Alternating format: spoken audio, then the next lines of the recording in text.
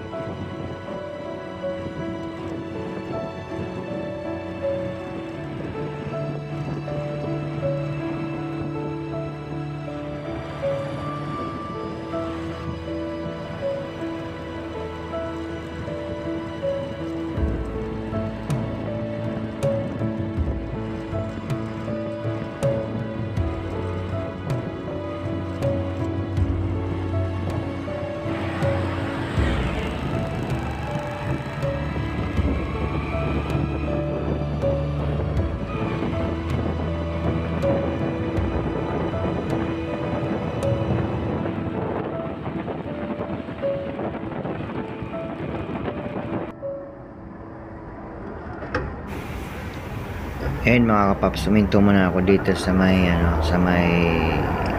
malapit sa City Hall ng Los Baños. Dito muna ako tatambay sandali.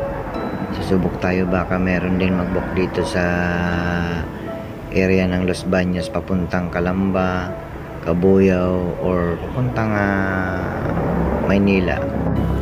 Ayun mga kapaps, tayo ay mag-aantay-antay muna dito, baka makakuha tayo ng isa pang book pabalik papuntang Calamba to Cabuyao.